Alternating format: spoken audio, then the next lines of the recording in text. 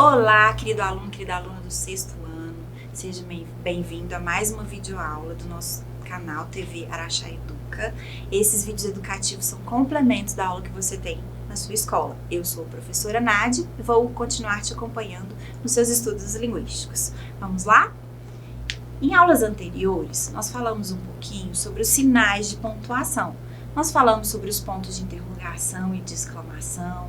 Nós vimos que o ponto de exclamação ele deve ser usado após o vocativo, como nesse exemplo, Juliana, bom dia. Também no final de frases imperativas, como fuja, após interjeições, como iufa, graças a Deus. E também após palavras ou frases de caráter emotivo ou expressivo, como por exemplo, que lástima. Falamos também sobre o ponto de interrogação, que é usado para fazer perguntas diretas, como nesse exemplo, quando você chegou? Às vezes eu posso combinar o ponto de interrogação com de exclamação para enfatizar no enunciado, como nesse exemplo, não acredito, é sério? Para a gente aprofundar um pouquinho mais nesse assunto, eu te convido a assistir um vídeo do Brasil Escola, para a gente falar um pouquinho mais sobre os sinais de pontuação. Vamos lá?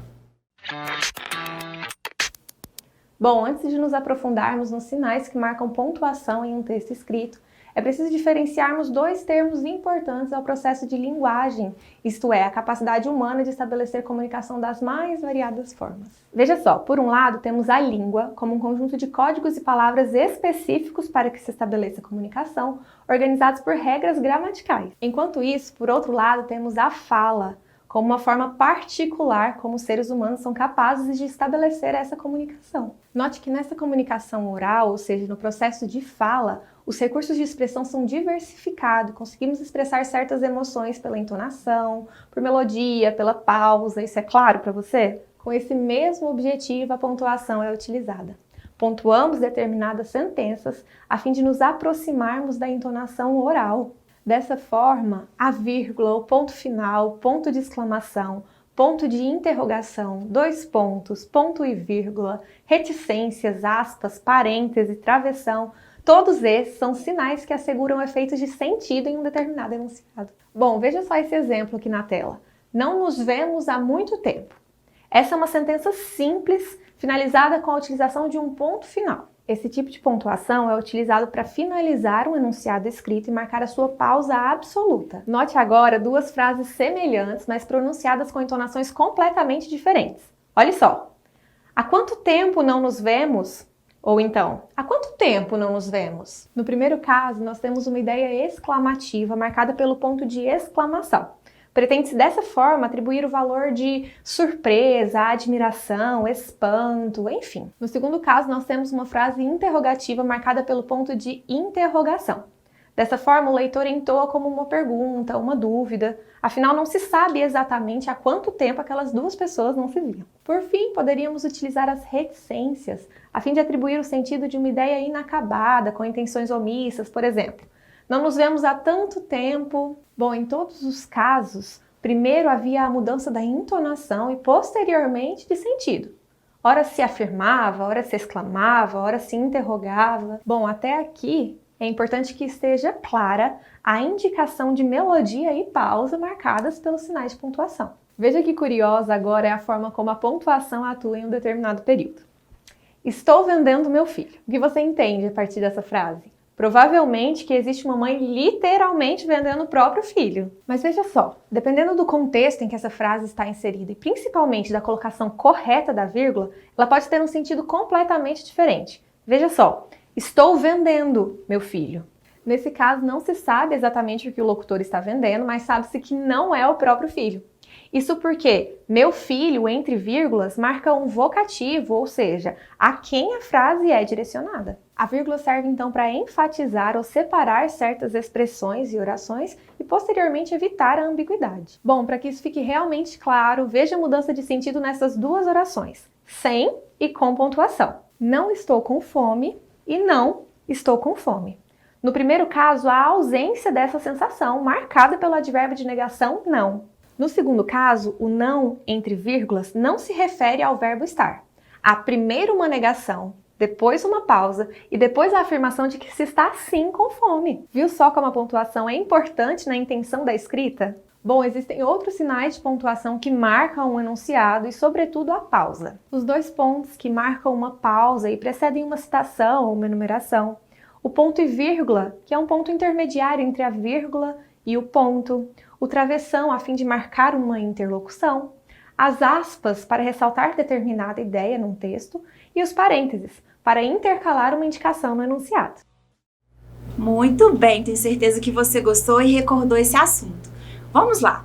Hoje nós vamos falar um pouquinho mais sobre o conto. Que gênero textual é esse?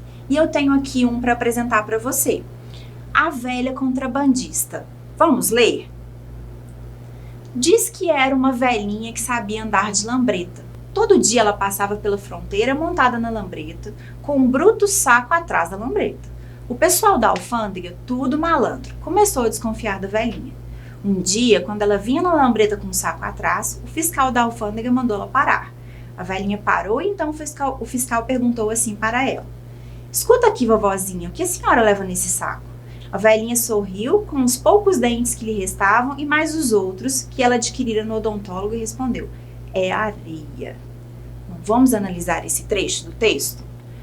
Primeiro, essa primeira parte, um dia quando ela vinha na lambreta com o saco atrás. A vírgula está separando uma expressão que indica. A expressão um dia indica lugar, tempo ou meio. Muito bom, tenho certeza que você acertou. A expressão um dia indica tempo e está separada do restante da frase pela vírgula. Pergunta número 2. Na passagem, o pessoal da alfândega, tudo malandro, começou a desconfiar da velhinha. Os travessões separam uma conclusão, uma comparação ou uma explicação. Tudo malandro, pessoal da alfândega. É uma explicação, não é mesmo? Está explicando uma característica do pessoal da alfândega que desconfiou da velhinha porque era todo mundo esperto, ou seja, todo mundo malandro. Pergunta número 3. Levando-se em consideração o contexto, a frase "escuta aqui, vovozinha, o que a senhora leva nesse saco?" deve ser encerrada com ponto de interrogação, ponto de exclamação ou ponto final? Bom, você deve ter percebido que é uma pergunta. Então, ponto de interrogação. Escuta aqui, vovozinha, o que a senhora leva nesse saco? Quarta pergunta. Os dois pontos foram empregados 2 vezes no texto para anunciar as falas do fiscal da alfândega, as falas da velhinha, uma fala do fiscal da alfândega e uma fala da velhinha. Vamos lá, vou voltar no texto para você avaliar. Observe o uso dos 2 pontos, nesse trecho e nesse trecho.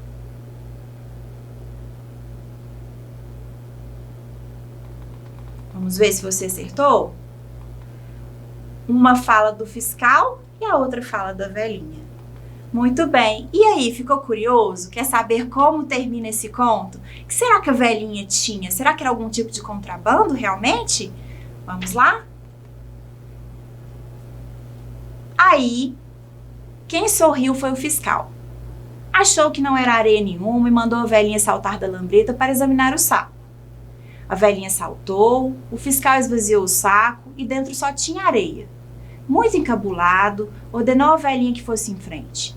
Ela montou na lambreta e foi embora, com um saco de areia atrás. Mas o fiscal ficou desconfiado ainda. Talvez a velhinha passasse um dia com areia e no outro como amba, dentro daquele maldito saco.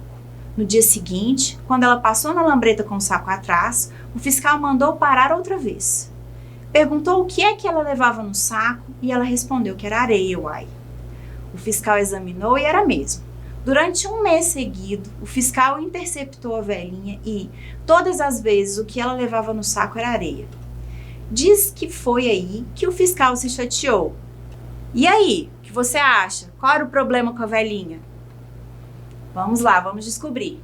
Olha, vovozinha, eu sou fiscal de alfândega com 40 anos de serviço. Manjo essa coisa de contrabando pra burro. Ninguém me tira da cabeça que a senhora é contrabandista. Mas no saco só tem areia, insistiu a velhinha, e já ia tocar a lambreta quando o fiscal propôs. Eu prometo à senhora que deixo a senhora passar. Não dou parte, não apreendo, não conto nada a ninguém, mas a senhora vai me dizer qual é o contrabando que a senhora está passando por aqui todos os dias. O senhor promete que não espalha? Quis saber a velhinha. Juro, respondeu o fiscal. É lambreta. Muito bom, muito bacana. Aqui você percebe que houve uma quebra de expectativa. Eu tenho certeza que você não pensou que o contrabando fosse a lambreta, como o fiscal da alfândega também não pensou nessa possibilidade. Muito bacana, não é mesmo? Agora vamos falar um pouquinho dessa estrutura, desse gênero textual conto. Você deve ter percebido que o texto ele é conciso, então os contos geralmente são textos mais curtos, são narrativos, apresentam poucos personagens, apresentam geralmente um único conflito e também com espaço e tempo restritos, às vezes não definidos. Bom, então essa foi mais uma videoaula de língua portuguesa, espero que você tenha gostado. Hoje nós retomamos um pouquinho a respeito dos sinais de pontuação e também do gênero textual conto. Até a próxima!